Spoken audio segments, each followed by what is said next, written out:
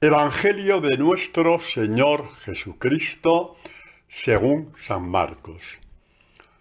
Una mujer que padecía flujo de sangre desde hacía 12 años y que había sufrido mucho con muchos médicos y había gastado todos sus bienes sin provecho alguno, antes bien yendo a peor.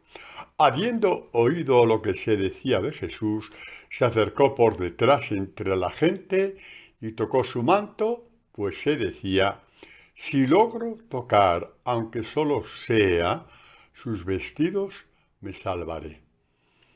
Inmediatamente se le secó la fuente de sangre y sintió en su cuerpo que quedaba sana del mal. Al instante, Jesús, dándose cuenta de la fuerza que había salido de él, se volvió entre la gente y decía, ¿quién me ha tocado los vestidos? Sus discípulos le contestaron, ¿estás viendo que la gente te oprime y preguntas quién me ha tocado? Pero él miraba a su alrededor para descubrir quién lo había hecho. Entonces la mujer, viendo lo que le había sucedido, se acercó atemorizada y temblorosa, se postró ante él y le contó toda la verdad. Y Jesús le dijo, hija, tu fe te ha salvado, vete en paz y queda curada de tu enfermedad. Palabra del Señor, gloria a ti, Señor Jesús. Bueno, sabéis que este domingo el Evangelio es bastante más largo porque está también la curación, digamos, la resurrección de la hija de Jairo. Pero bueno, como me parece que son dos catequesis, que de por sí dos textos que dan para catequesis muy profundas, no he querido mezclar y me he remitido simplemente a la curación de esta mujer. Todos los evangelios hablan de nosotros, todos los pasajes, de una forma o de otra, pero este lo veo de una forma tan directa, que creo, me creo oportuno, pues sí, dar la catequesis sobre esta mujer. Es una mujer que sufre hemorragias continuas. Y es interesante lo que nos dice Marcos, ¿no? Dice que había gastado todos sus bienes sin provecho alguno. ¿eh? Los bienes de este mundo, cuando hay un desgaste interior, ¿eh? Porque perder la sangre en la escritura significa perder la vida, porque la sangre simboliza la vida. Por lo tanto, ya veis que la catequesis es profundísima. Uno gasta sus bienes, su fortuna, sus posesiones, su salud, sus años, todo, quizá para ponerse solamente encima de Dios y no dejar que Dios haga nada a favor de él. Es muy fuerte lo que digo, pero cuando uno hace su voluntad por encima de la voluntad de Dios, ya no sueña nada extraño, ¿no? A veces usamos expresiones que uno se lleva las manos en la cabeza, pero ¿qué es esto? Es poner tu voluntad, tu palabra, tu sabiduría, por encima de la voluntad, de la palabra y de la sabiduría de Dios. Por lo tanto, estás por encima de él. Bueno, esto no lo digo para amedrentar a nadie, porque todos hemos pasado por ahí. Y la tentación de hacer esto, pues está. Está cuando tienes un problema, cuando tienes una dificultad, cuando tienes un malestar interior, ¿eh? Cuando estás con la depre porque las cosas te han salido mal, buscas la salida más fácil, en la que apartamos a Dios. Bueno, pues esta mujer llevaba años, 12 años dice, eh, así con estas hemorragias continuas perdiendo la vida. Y no solamente no se había curado, es que incluso iba a peor. eh, Evidentemente, porque cuanto más haces tu voluntad en detrimento de la voluntad de Dios, se te desmorona, digamos, tu vida interior y exterior se te va desmoronando. Exactamente. Bueno, esta mujer es imagen de Adán y Eva saliendo del paraíso. Está claro, ¿no? El pecado original, de una forma o de otra, sale en muchísimas catequesis. Salen de espaldas a Dios.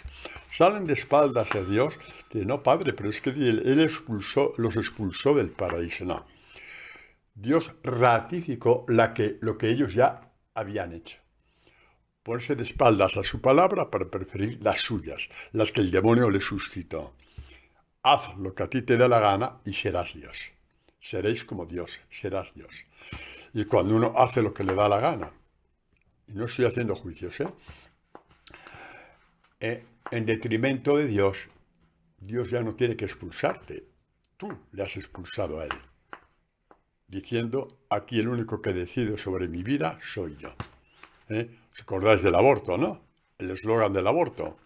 A favor del aborto. Mi cuerpo es mío. Eso es, tu cuerpo es tuyo. Lo que tienes dentro, que la criatura que hay dentro es tuya también. Pero así actuamos con esa mentira radical en nuestros ojos, en nuestra mente, en nuestro corazón. Bueno, pues esto sirve para todo también, ¿no? Para todo. Para todo. Bueno, esta mujer nos representa a todos. Es bellísimo, ¿no? Como nos dice este evangelio de esta mujer que tiene hemorragias continuas, aparece en Marcos, pero también aparece con los mismos detalles fortísimos, catequéticos, en Mateo y en Lucas, ¿no? Eh, Vamos a ver un poquito, porque esa es la verdad, ¿no? Que el hombre que pospone a Dios, eh, es decir, va perdiendo la vida, a veces ni se da cuenta, o sí se da cuenta, pero no quiere tomar conciencia de ello. Sabe que algo le falta, sabe que el aire del alma le está dejando yerto, porque no tiene ese aire del alma, le falta el oxígeno del alma, no. Y piensa suplantar a Dios, suplantarlo con sus éxitos, su dinero, sus bienes, su situación social, profesional, ir por aquí, ir por allá, en fin, todo. Evadirse, evadirse, evadirse, todo, todo evadirse. ¿De quién? De Dios, no, de ti mismo, que tienes el alma deshabitada y por tanto vives mutilado. Vives con el alma mutilada, está mutilado todo tu ser. Esta mujer representa a las mujeres o al sabio en la escritura, el que dice, no hay nada que hacer, lo he intentado poner todo lo que soy, todas mis cualidades, todos mis logros, mis éxitos, para intentar detener esta hemorragia, pero voy a peor, voy a peor, voy a peor. Tiene que haber una solución, no sé, pero tiene que haberla, tiene que verla. Y esta mujer oye hablar de Jesús. Y aquí empieza la fiesta ya.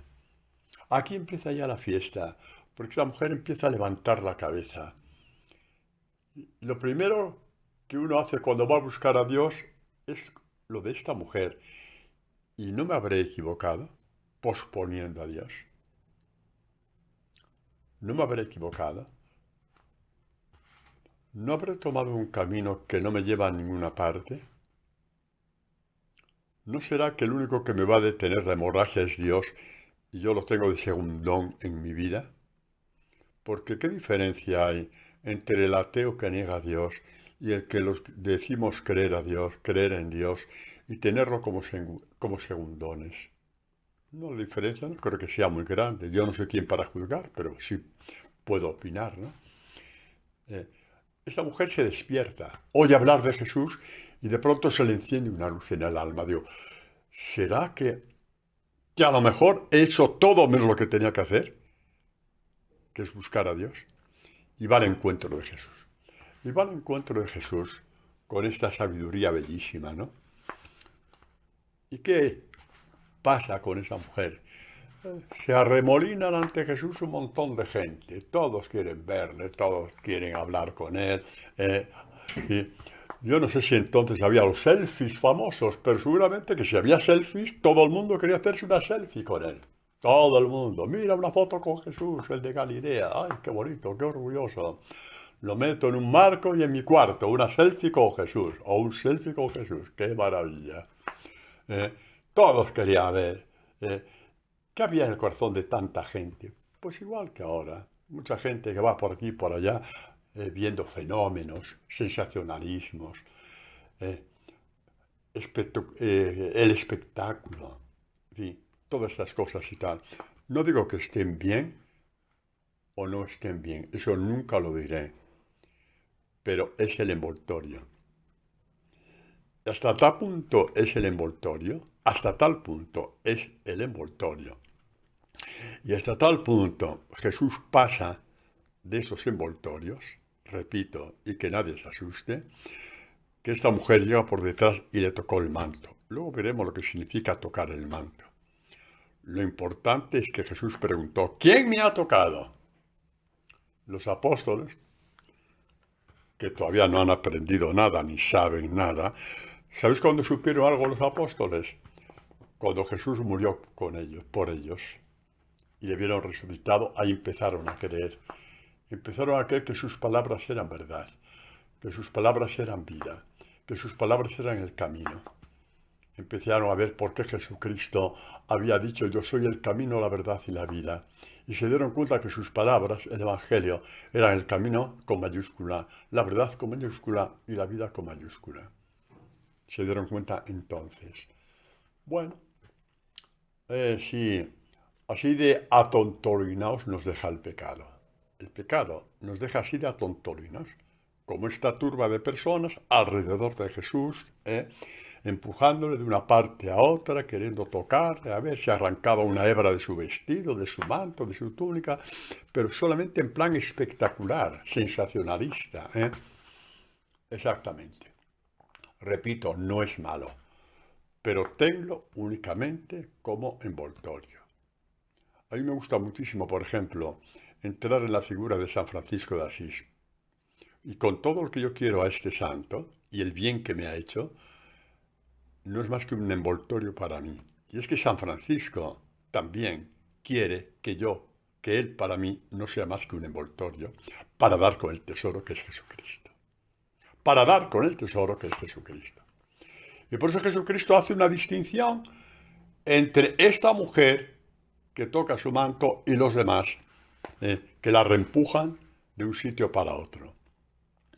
Y por eso pregunta quién me ha tocado. Los apóstoles no se enteran. Piensa que Jesucristo está desvariando. ¿Cómo que quién te ha tocado, Señor? Si hasta nos tocan a nosotros, nos empujan para llegar donde ti.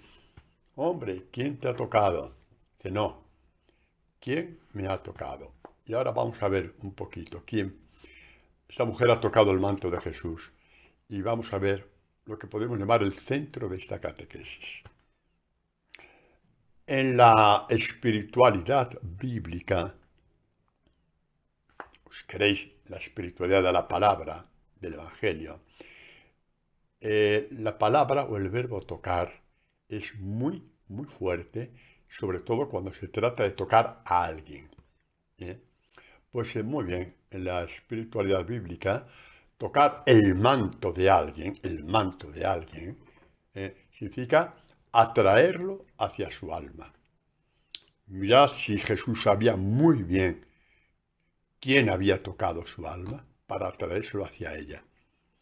Mirad cómo vio el gesto de amor y de sabiduría de esta mujer. Todos los demás, nadie. Iban al espectáculo y al fenómeno. A ver qué milagro toca hoy. Esta mujer quería tocar su alma porque ya era la única puerta que le tocaba llamar, la puerta de la vida, y lo intuyó. Y de una forma casi anónima, por detrás, sin decir aquí estoy yo,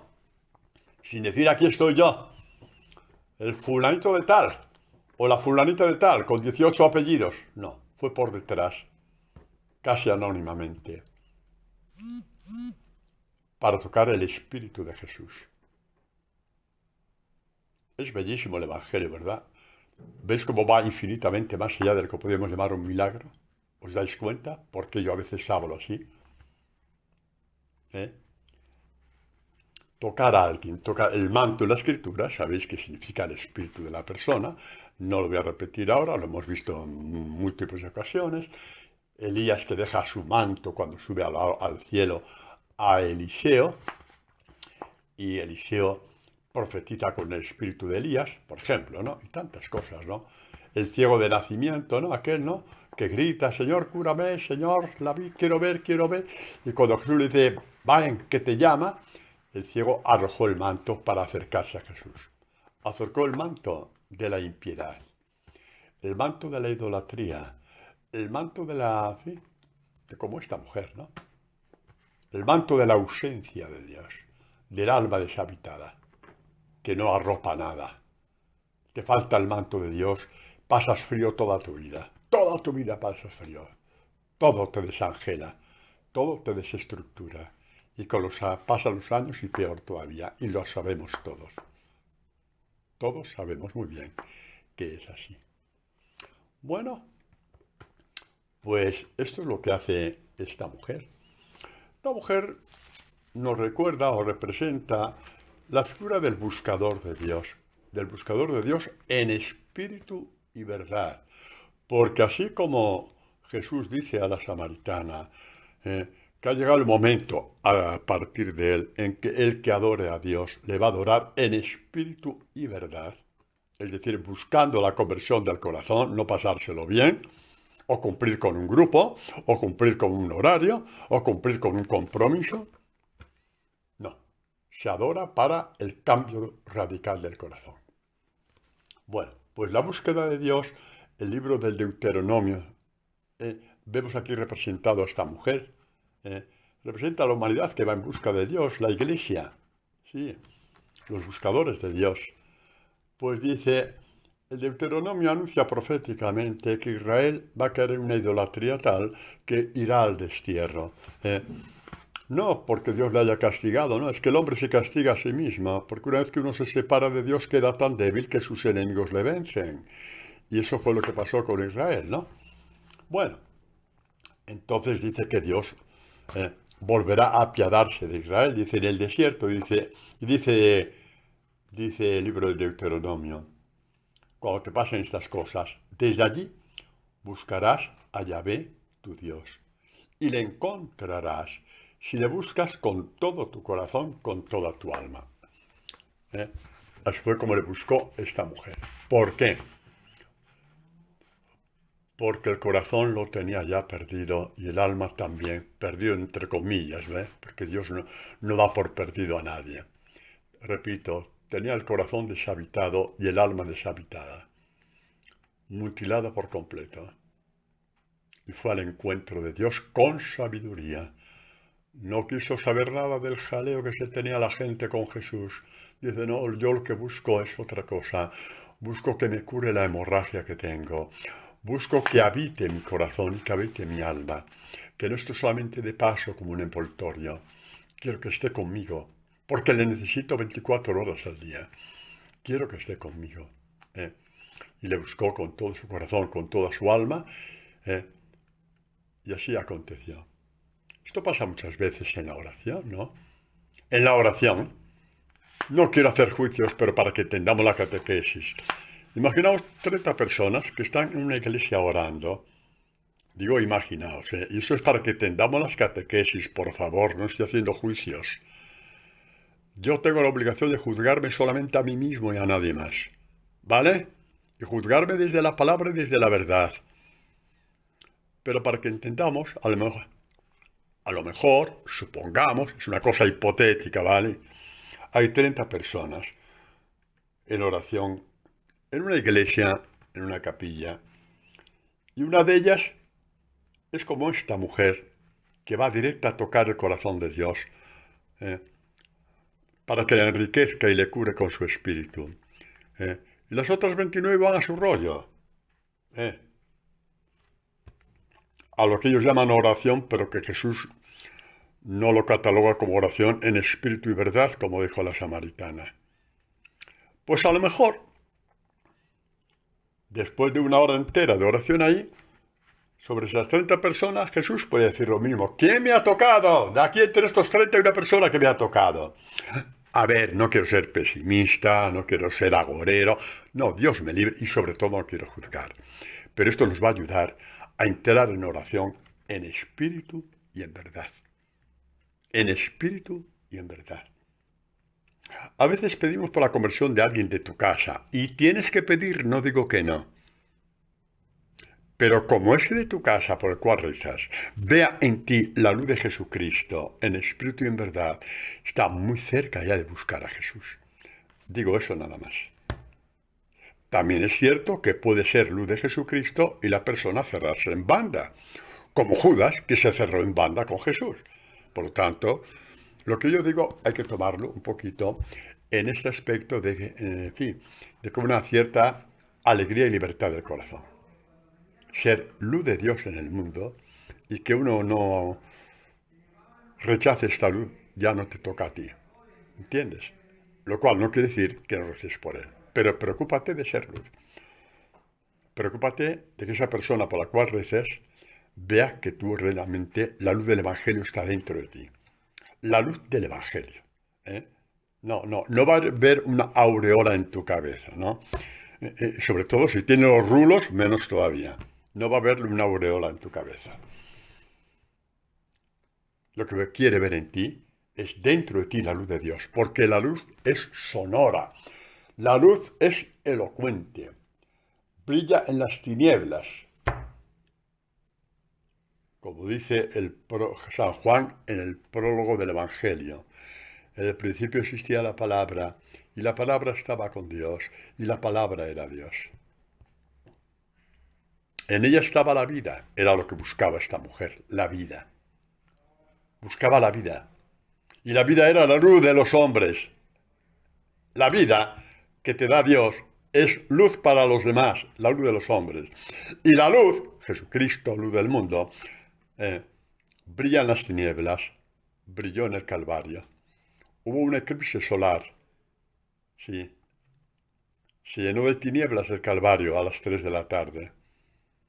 Pero no pudo con la luz, porque la luz se levantó sobre sí misma. Jesucristo se irguió en la cruz y dijo: Padre, perdónales porque no saben lo que hacen, en tus manos encomiendo mi espíritu. Y dice Juan: y la luz brilla en las tinieblas, y las tinieblas no la vencieron. Seamos luz, no sermoneadores, nada de sermones, seamos luz. Luz en el Calvario, luz como María de Nazaret al pie de la cruz, como el discípulo amado al pie de la cruz, como María Magdalena al pie de la cruz, como la prima de María, María Cleofás al pie de la cruz. Porque las tinieblas, el eclipse solar que hubo, no venció a Jesucristo y tampoco venció a la iglesia naciente en aquellos 4 granos de mostaza, como os dije, no sé si la semana pasada o hace 2 semanas. No la vencieron, ahí estuvieron de pie. No les doblegaron, ahí estuvieron de pie al pie de la cruz, venciendo a las tinieblas. Esta es la iglesia de Jesús. Esta es la iglesia de Jesús. Bueno, nuestra querida mujer, esta de las hemorragias, nos está cayendo muy bien, ¿no, hombre? Como que lleva nuestro nombre en el corazón, sí, claro. Sí. ¿Cómo se llamaba? ¿No sabíais cómo se...? Hombre, tiene un nombre. ¿No habéis leído el Evangelio? Le da el nombre. ¿Sabéis cómo se llamaba esta mujer? Se llamaba Isabel. Sí, tú, Isabel, que estás oyendo esta catequesis. Carmen, que estás oyendo esta catequesis. María Luisa, que estás oyendo esta catequesis. Padre Antonio, que estás dando esta catequesis. Lleva nuestro nombre esta mujer. Y ojalá nos demos cuenta que lleva nuestro nombre. Porque nuestro contacto y relación con Jesús va a ser cada vez más profunda. Tocarle para hacernos con su espíritu. ¿Cómo? Nos hacemos con el Evangelio. Mis palabras son espíritu y vida. Nos hacemos con el Evangelio. Vida eterna. Fuerza de Dios, como le llama San Pablo. ¿Y por qué fuerza de Dios? Porque lo que tú no puedes de cara a tus pecados y tus desviaciones, lo va a poder el Evangelio. Ya no tienes que prometer nada. Dios ha muerto por ti y ya te ha prometido que puede cambiar tu corazón con el Evangelio. Por lo tanto, agárrate a la promesa de Dios. Y deja promesas que o no puedes cumplir o las cumples a medias. O vete tú a saber. ¿No? Vete tú a saber. Esta mujer representa la sabiduría del hombre orante. De hecho, la iglesia primitiva está en una de las catequesis clave para, podemos decir, instruir a los primeros cristianos en la oración, cómo había que rezar. Así, de esta forma. No No recitar como un papagayo, ¿eh? Ya lo dice Jesús cuando enseña el Padre Nuestro a sus discípulos. Y cuando recéis, no seáis como los paganos, gentiles, que por mucha palabrería... No, déjate de palabrería. Si lo que tienes que hacer es que Dios te hable a ti. Y cuando Dios te habla a ti, empieza un poquito a hacer tuyas estas palabras y musitarlas. Dice el Salmo primero, que es la clave para entender todos los demás salmos. Bienaventurado el hombre que no sigue el consejo de los impíos, ni entra en la senda de los pecadores, ni se sienta en el banco de los burlones. El impío, que dice, ¿para qué tanto Dios, para qué tanto Evangelio? El de los burlones, ahí está siempre con el Evangelio en la boca, Dios mío, ¿cuándo nos dejará en paz una vez? Los burlones, los burlones al pie de la cruz, le decían, baja de la cruz. Dios nos libre de estar en estos grupos de personas. Hombre, si vas con el Evangelio debajo del brazo, utilizando como un garrote, dando mandobles a todo el mundo, porque no cumplen como tú, incluso hasta porque son enemigos de la iglesia, no, ese no es el camino, no. El camino de la iglesia es, Padre, perdónales, porque no saben lo que hacen. Fue lo que aprendieron la primera iglesia al pie de la cruz. Sí. Jesús les dijo por dónde iba la iglesia, sabiendo que al final la última palabra tenía ¿quién? Padre, en tus manos encomiendo mi espíritu, aprieta mi alma contra ti. Qué bellísima es la iglesia, no la podemos deformar, no la podemos deformar. Somos granos de mostaza que no importamos a nadie. Sí, perdón, me he equivocado. Importamos a Dios. ¿Y por qué importamos a Dios? Por ti, porque ama infinitamente cada grano de mostaza. Y porque de ese grano de mostaza saldrán miles de cristianos, porque Dios hace multiplicar los granos de mostaza. Y en el 90% de los casos sin que tú te des cuenta, para que el orgullo no te aplaste, no aplaste tu fe y tu búsqueda. Bueno, continuamos con el Salmo, ¿no? Sí, ni en el banco sino que se complace en la ley de Yahvé. O sea, se complace en la palabra de Dios. Ley de Yahvé significa, a la luz del Nuevo Testamento, se complace en la palabra de Dios, que son palabras de vida y espíritu. Y lo podemos traducir perfectamente, se complace en el Evangelio. Y esas palabras las susurra día y noche. Ahí es donde tú aprendes a hablar con Dios, musitando estas palabras. Frases concretas, palabras concretas. No te diga, me sé la página entera de memoria, que eso a Dios le importa un pito. Le interesa que musites, que susurres. ¿Y por qué? Porque así rezaban los judíos, así rezaba Jesús, susurrando las palabras. Y todavía hoy día los judíos rezan susurrando las palabras. Y muchísimos cristianos que hemos descubierto esto, rezamos así los salmos, musitando. ¿Para qué?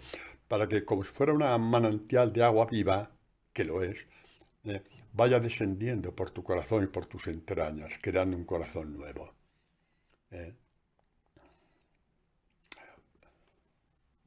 Estos que tienen esta relación con el Evangelio, con la palabra, con los salmos, son como, continúa el salmista, como un árbol plantado junto a las corrientes de agua. Mirad qué imagen más bonita. Vamos a las imágenes de Dios, dejémonos de que este vio por aquí, este vio por allá.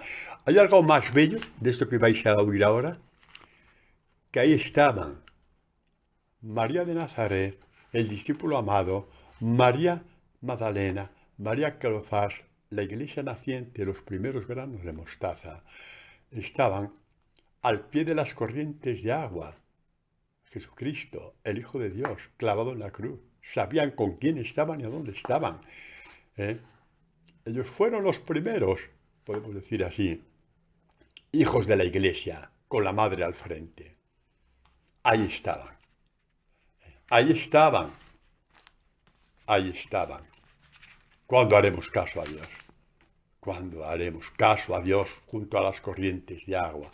¿Cuándo le haremos caso para poder dar los frutos que Dios quiere? ¿Y qué os parece lo que dice Jeremías? Que es como una continuación de este salmo.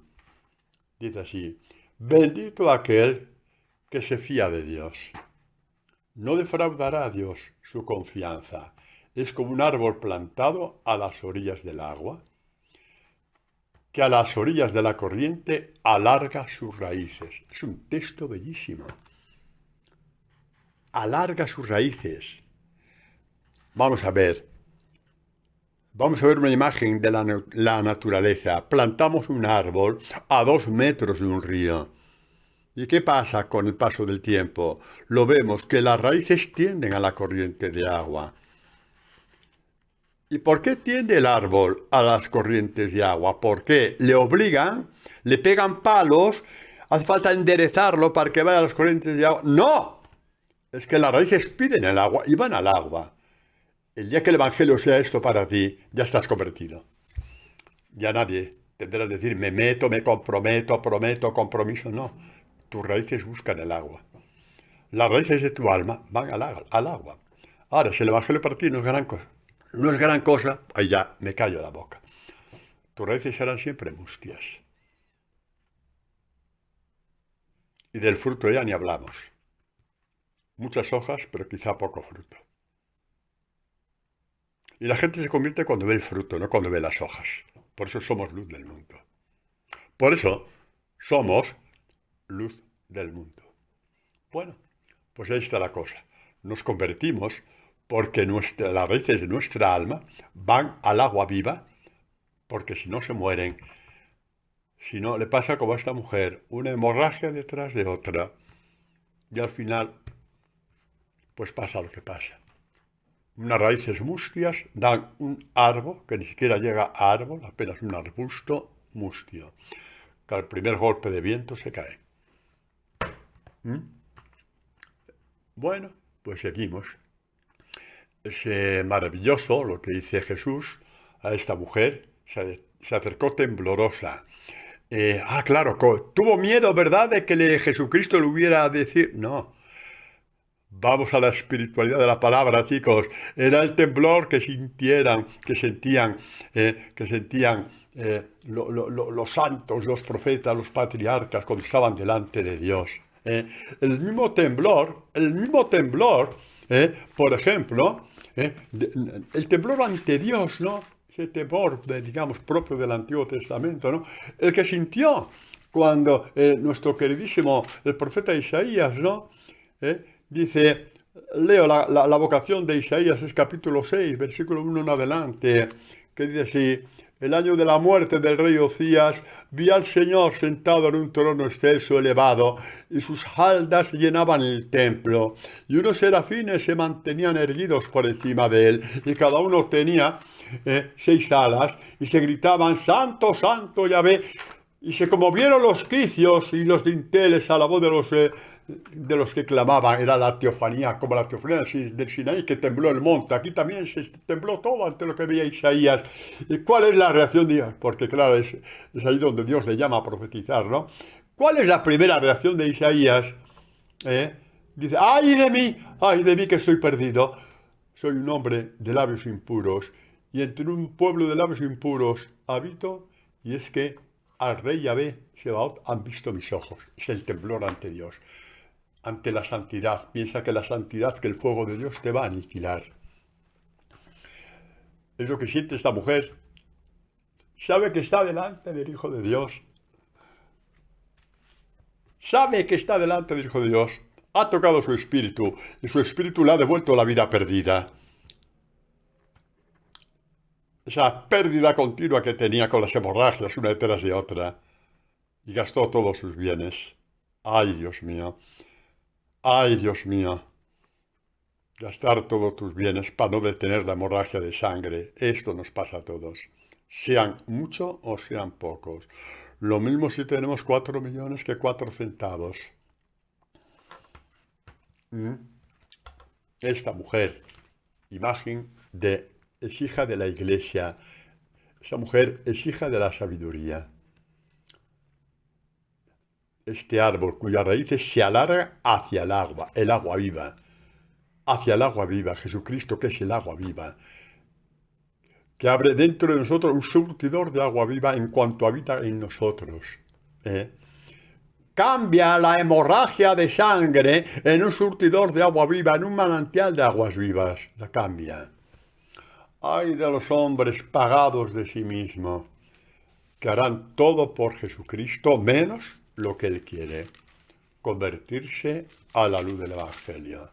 Harán todo por Jesucristo, todo por Jesucristo, todo lo que les dicen por aquí, por allá, que repito, no soy yo quien para juzgar, pero que lo que te cambia el corazón y lo que detiene por siempre la hemorragia de vida que se nos va con nuestras tonterías es el Evangelio de Jesús. Mirad lo que dice Jesús, sin salirnos del tema, a los fariseos. Los fariseos, que bien cumplían todo, ¿no? Templo, sinagoga. ¿Os acordáis de aquel fariseo, ¿no? Que rezaba al pie del templo, ahí arriba, ¿no? El publicano detrás. Y le leyó la cartilla a Dios. ¿Cómo que le leyó la cartilla a Dios? Y hombre, sí, pasándole por las narices todo lo que hacía. Eso se llama leer la cartilla a Dios. ¡Ay, Señor, qué bueno soy! Mira, ayuno 2 veces por semana. No una, 2 veces por semana. Y doy el diezmo de todo. Y rezo 5 veces al día y tal. Ese hombre reza solamente para su propio pedestal. Porque ¿cuál fue el problema de los fariseos? Ya sabéis que salió del templo igual que entró, con las mismas vanidades, ambiciones y estupideces. Parece falta ser muy tonto para rezar así. Y cuando tú dices a los demás lo que haces, pues eres como el fariseo. Exactamente igual de tonto, exactamente. Tanto sacrificio para echarlo en el vertedero, en una cloaca, porque eso Dios no los acepta en esta forma que lo haces, que todo el mundo se tiene que enterar. Pues dice Jesús a este tipo de personas, y los fariseos los hay en todas las generaciones de personas también hoy, ¿eh? Sí, y yo lo he sido en mi tiempo, por lo tanto sé muy bien lo que digo y el daño que hace. Pues dice Juan, Juan capítulo 5, versículo 37 al 40. El Padre que me ha enviado es el que ha dado testimonio de mí, y vosotros no habéis oído nunca su voz, ni habéis visto nunca su rostro. Está hablando de los oídos y de los ojos del corazón, porque la oración te hace ver a Dios de una forma muy diferente, pero mucho más profunda. No habita su palabra en vosotros. Te aprendiste ese salmo de memoria y de ahí no pasas. Y lo recitas como un papagayo, de ahí no pasas. Y tú te crees que exactamente. Coges el librito, rezas, oración de tal, oración de tal, oración de tal. Si Dios no necesita tanto. Si basta que le diga, Señor, conviérteme. Señor, te amo. Pero si lo que te convierte a ti es eso. Y continúa. Vosotros, les dice, dice sí, no habita su palabra en vosotros. La sabéis de memoria, como el padre Antonio. No, yo no la sé de memoria, pero bueno, sé muy bien lo que me digo. No habita su palabra en vosotros. ¿Por qué? Porque no creéis en el que Él ha enviado. Es decir, en Él, Jesucristo. Vosotros investigáis las Escrituras. Ay, las Escrituras hablaban de Jesús por activa y por pasiva. Por activa y por pasiva. Continuamente. Vosotros estudiáis las Escrituras, ¿no? Ya que creéis tener en ellas vida eterna, ya son las que dan testimonio de mí. Mira, cuando uno no quiere convertirse, ya puede venir Dios a aparecérsele 14 veces seguidas que no se convierte. Porque, por ejemplo, algo que había en la mentalidad, digamos, en la espiritualidad, digamos, de la sinagoga y del templo, partiendo de lo que decían los profetas, es que Dios sería alguien que iba a multiplicar, iba a repetir las maravillas del Éxodo. Multiplicación del maná en el desierto, el agua de la roca, todo eso, ¿no? Y viene Jesucristo y multiplica los panes del desierto.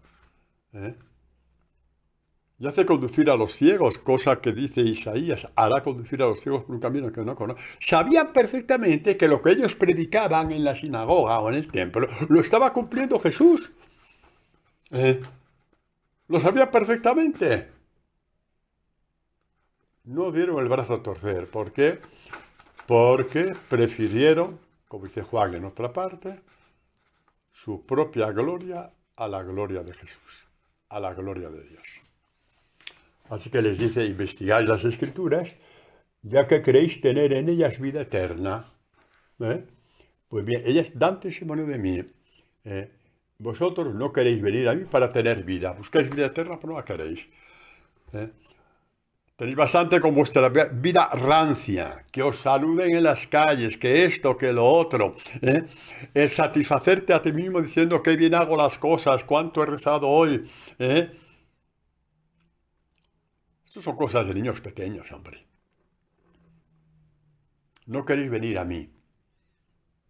Nadie quiso ir al pie del Calvario, ni siquiera los apóstoles en grupo.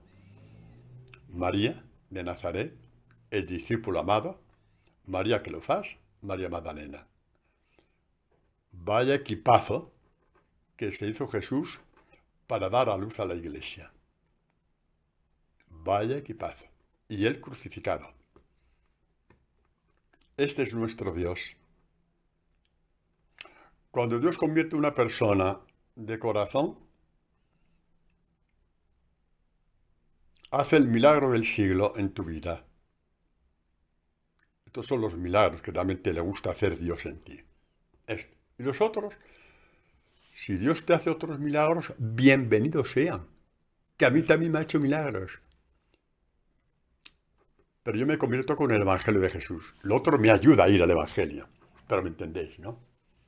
¿Me entendéis? ¿Me entendéis? No queréis venir a mí a tener vida. Esta mujer, os digo, es imagen del discípulo. Es imagen, es figura del discípulo. Es imagen del discípulo. Hay gente muy ignorante, que dicen que la iglesia y el pueblo de Israel y la iglesia es machista porque el hombre. ¿Cuántas figuras en el Evangelio? Son figuras del verdadero discipulado, hombre, y son figuras de mujer. La samaritana, esta mujer, la de las hemorragias continuas. María, la hermana de Marta, a los pies de Jesús escuchaba la palabra. Esa es la plenitud de la adoración a Dios. Porque la palabra se te abre y palpas a Dios. Porque la palabra te palpa el corazón. Y el que se pierde eso, ay, pobrecito. Pues decía esto, ¿no? Porque ahora están descubriendo el papel de la mujer como que... Pero si Jesucristo mismo pone como figura del discipulado, claro que también pone a hombres, pero pone mujeres que son columnas del discipulado. María Magdalena, la samaritana, María la hermana de Marta. ¿Y esta mujer?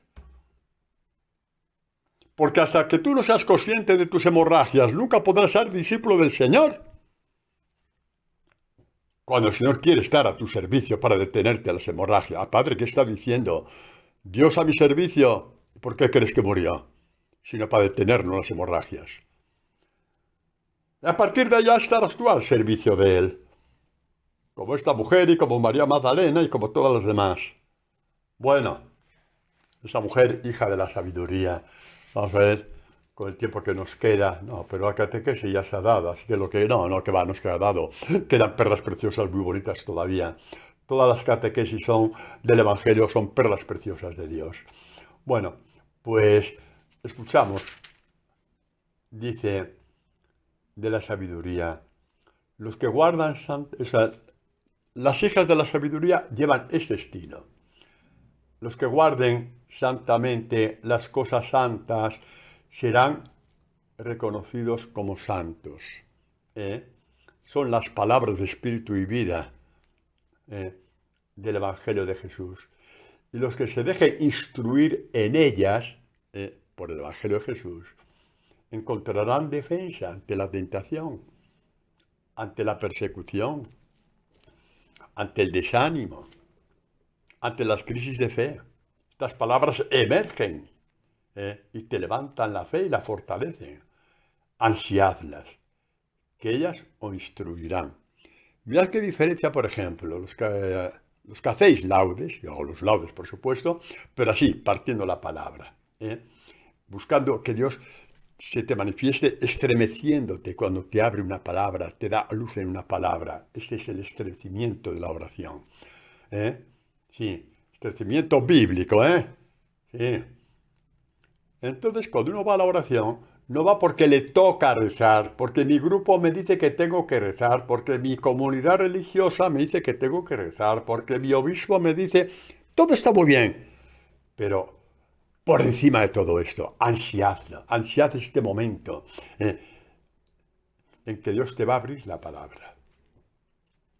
Ellas te instruirán. Radiante e inmarcesible es la sabiduría, lo pone con mayúscula, por eso he dicho que esta mujer es imagen, es hija de la sabiduría. Ya sabéis que en la escritura sabiduría y palabra son sinónimos, significan exactamente lo mismo, ¿eh? Significa exactamente lo mismo, sabiduría y palabra, ¿eh? Son sinónimos al 100%, no son parecidos, son sinónimos. Fácilmente la contemplan los que la aman y la encuentran los que la buscan. Ay, padre, a mí me gustaría tener esto que usted dice. Pues ya está la respuesta. Fácilmente la contemplan los que la aman y la encuentran los que la buscan. Y busca, y busca, y busca. Y busca a alguien que te enseñe a hacer laudes. Sí, a alguien, un sacerdote, un seglar. Hoy día hay mucha gente y que te enseña a partir la palabra. Búscalo, búscalo, que los hay. Se anticipa a darse a conocer a los que la anhelan. Quien madrugue para buscarla no se fatigará, que a su puerta la encontrará sentada. Cuando tú te levantas para hacer laudes, Dios ya te está esperando, sentado a la puerta de tu corazón. ¿Te parece poco? Ay, padre, qué cosas más bonitas dice usted. No seas melón. Lo estoy leyendo de la palabra. Esto no se me ocurre a mí. Lo estoy leyendo en el libro de la sabiduría, capítulo 6, perdón, del versículo del 10 en adelante. No estoy inventando ni descubriendo nada, está todo descubierto porque lo ha descubierto Dios. Y como Dios me lo parte a mí, yo te lo parto a ti. Como Dios me lo parte a mí, yo te lo parto a ti. Se anticipa a darse a conocer a los que la anhelan. Quien madruga para buscarla no se fatigará, que a su puerta la encontrará sentada. Pensar en ella es la perfección de la prudencia. ¿Eh? Y quien por ella se desvele, pronto se verá sin cuidados, pues ella misma va por todas partes buscando a los que son dignos de ella. La palabra te va buscando a ti. ¿Cuándo eres tú digno de ellas? Cuando lo haces como la columna de tu fe. Ya eres digno de la palabra y Dios se te abrirá en la palabra. Cuando vas a la palabra no por cumplir con nadie, sino para detener tus hemorragias, por fortalecer tu fe, para crecer en tu amor, para que viene un soplo de viento que te quiere arrebatar de tu lugar. ¿Qué lugar? Ese, junto a María y Juan y María Magdalena y María Cleopas, ahí en esa tierra árida del Calvario, donde lo único que creció fue la cruz del Señor y el Señor clavado en ella, y ahí nació la iglesia. Ahí nació la salvación para toda la humanidad. Ahí nació el perdón a los enemigos. Padre, perdónales porque no saben lo que hacen. Allí nació la resurrección para todos. Padre, en tus manos encomiendo mi espíritu. Y hay malos vientos que te quieren arrebatar de allí, porque oyes música de colores fuera de ese lugar. Y cuando nos hemos ido a ese lugar y hemos oído esa música de colores, nos hemos dado cuenta de que no éramos nadie, de que éramos un grano más en una masa informe, que es el mundo sin Dios. Queridos, tenemos un mundo por iluminar. Esto es cuarto grano de mostaza, con el grano por excelencia, Jesús elevado en la cruz, iluminaron al mundo entero. Y de esa iluminación estamos nosotros aquí, yo predicando y vosotros escuchando, con ese deseo enorme de convertirnos a Dios, con su santo evangelio. Sí, con su santo evangelio tal y como es. No lo cambies, porque entonces estás cambiando el árbol de la sabiduría de Dios, ¿eh? por el árbol que no da frutos. Así que no te lo aconsejo. ¿Mm? No te lo aconsejo. Y hay, hay una cosa, un deseo maravilloso, bellísimo, de Salomón en este libro de la sabiduría que os he dicho antes, ¿no? Es bellísimo este texto de Salomón en que, sí, lo vamos a leer, que dice así, Salomón dice así, a ver, ¿dónde se ha metido este amigo mío Salomón? Hemos dicho ya un poco lo que hemos dicho de la sabiduría. Yo la amé, la pretendí desde mi juventud. Estamos ahora en el capítulo 8, versículo de 1 en adelante. Llega a ser un apasionado de su belleza. Ay, cuando brilla la belleza de Dios en la palabra, te quedas traspuesto, porque es una belleza increada. La belleza del Museo del Prado o del Louvre son bellezas creadas por dones que Dios ha dado a los hombres. La belleza de la novena sinfonía de Beethoven. Tantísimas bellezas creadas por los hombres, previos dones de Dios. Muy bien, pero creadas. La belleza que emerge de la palabra es una belleza increada. No sabes ni definirla. Simplemente te alcanza el corazón. Te alcanza el interior. Y Salomón intuyó esto por el Espíritu Santo que habitaba en él. Y mirad lo que dice, pensando esto conmigo mismo y considerando en mi corazón que se encuentra la inmortalidad en emparentar con la sabiduría, mis palabras son espíritu y vida, son vuestra inmortalidad. Repito, sabiduría y palabras son sinónimos, totalmente sinónimos. En su amistad, un placer bueno. En los trabajos de sus manos, inagotables riquezas. Prudencia en cultivar su trato, etcétera, etcétera. Por todos los medios buscaba la manera de hacer la mía. Qué bonito. Por todos los medios. Y esta mujer oyó hablar de Jesús. Y esta mujer, repito, oyó hablar de Jesús y fue a su encuentro y se encontró con un montón de moscones alrededor de él. Todos querían tocarle por aquí, por allá, hazme esto, hazme lo otro, pim pom pum, un autógrafo, un selfie. Todos, todos, todos, el espectáculo, el espectáculo. Y esta mujer dice, ¿ahora qué hago yo? Si no puedo. Y entonces se cumplió la palabra que acabo de escuchar. Por todos los medios busqué de hacer mío el espíritu del Hijo de Dios tocando su manto. Lo atraeré hacia mi corazón, que es lo que significa el verbo tocar el manto, o sea, la expresión tocar el manto. Y se acercó anónimamente, por detrás, no repararon en ella, por detrás. Pues todos querían estar delante de él, ¿no? Por detrás, anónimamente.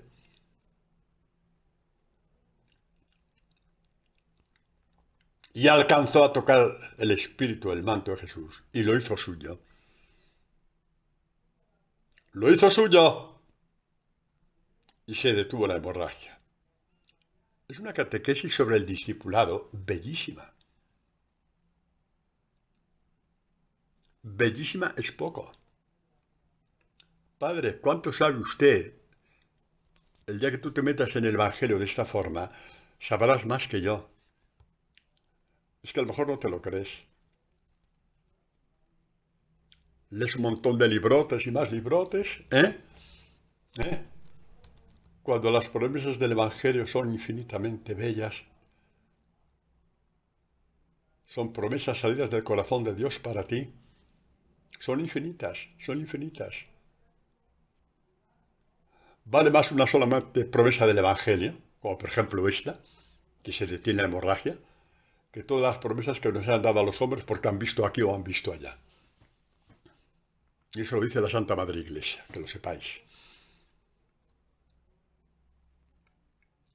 Porque las promesas que hemos oído de los hombres, que tendrán su importancia, la Iglesia te dice que eres libre de creer o no creer, no son dogma de fe, pero el Evangelio es el Evangelio, es el mismo Espíritu de Dios. Ay, señores, al Evangelio.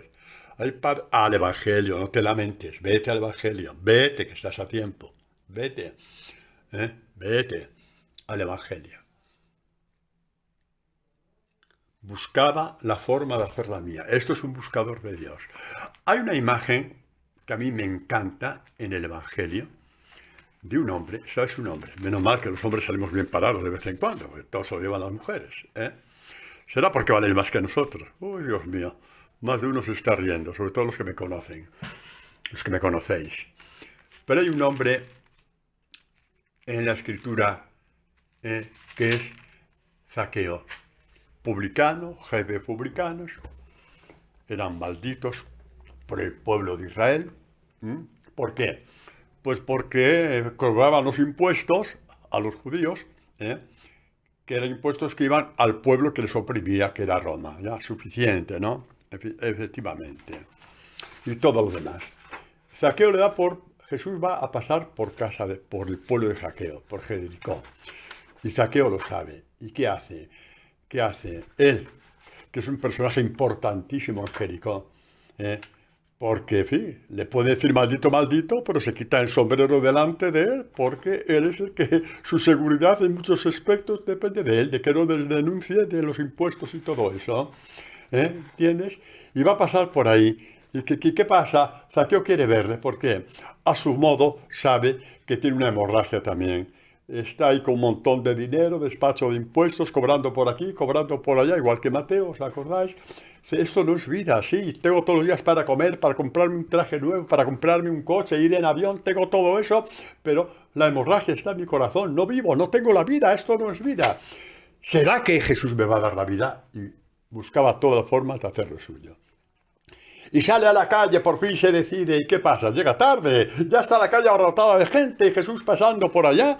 ¿Y ahora qué hago yo? ¿Ahora qué hago yo? No puedo, no puedo. Le queda subirse a un árbol, porque era bajo de estatura. ¿Os imagináis en una procesión que el gobernador de una ciudad, el alcalde de una ciudad, se sube a un árbol para ver la procesión porque es pequeñito? Todo el mundo lo recibe, se parte de risa de él. Y Zaqueo lo hizo. Buscaba cualquier forma, de perdidos al río, o ahora o nunca. Quiero aprovechar. Y Jesús se acerca, y Zaqueo maldiciéndose a sí mismo. Estoy haciendo el imbécil, estoy haciendo el idiota. Y yo aquí, todo el mundo se está riendo a mí. Estoy como ese chaval de 10 años subido al árbol, igual que él. Estoy yo, con 46 años que tengo. Pero seré bobo. ¿Y ahora qué hago? Ya no puedo bajar, ¿qué hago? Y Jesús hablando con todo el mundo, ni siquiera se va a dar cuenta. Y pasó, y Jesús levantó la cabeza, Zaqueo, baja. Quiero hospedarme en tu corazón. En tu casa, sí, pero tradúcelo bien. Ya estoy hospedado en tu corazón por la forma como me has buscado. Así hay que buscar a Dios. Esto de buscar a Dios de nadar y guardar la ropa, olvídate. Esto de buscar a Dios con cosas que no son en el Evangelio, bueno, si te sirven de envoltorio, bien, pero para ir al Evangelio. Para ir al Evangelio. Os digo que queda un minuto al que le interese, ¿vale? Dios me ha dado la gracia, la inmensa gracia de catequesis que doy de hace ya tantos años, pues publicarlas en libros, en Editorial San Pablo, casi todos. Uno de ellos es Zaqueo. Uno de ellos es Zaqueo. Hay un libro, ni siquiera me acuerdo cómo se titula, voy a ver si lo encuentro en la biblioteca. A ver si lo encuentro. Ay, Dios mío.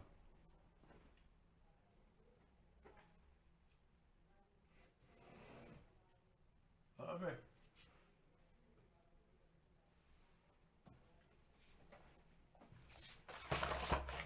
Sí, pues ya lo encontré. Imagínate la importancia que doy a mis libros, que ni siquiera sé cómo se llama. Bueno, se titula Un publicano llamado Zaqueo, y su título La fuerza de la intuición. Esta intuición de Zaqueo le hizo encontrar a Jesucristo. Pensaba que había hecho el idiota, el imbécil, el ridículo, el hazme reír, y delante de todo Jesús dijo, baja Zaqueo, quiero comer en tu casa, pero ya estoy en tu corazón. Lo digo por si a alguien le interesa, ¿no? Lo podéis pedir por internet o en la librería de vuestra ciudad, como queráis. Editorial San Pablo. Bueno, pues hijos míos, Este es el Evangelio de Jesús. Esta mujer que buscó la vida y encontró la vida. Buscó la vida. ¿Os imagináis la alegría de Zaqueo?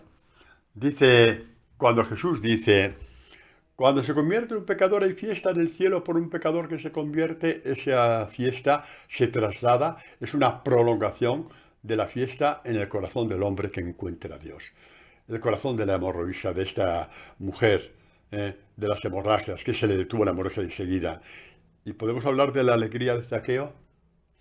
Aunque escribiéramos 200.000 libros para intentar describir qué pasó en el corazón, la fiesta del corazón interminable que hubo en Zaqueo, nunca acertaremos a describir lo que sintió Zaqueo cuando vio que Jesucristo iba a su casa porque había tomado previamente estancia dentro de su alma y de su corazón. Se acabaron las hemorragias. Ojalá se acaben también para nosotros. Amén.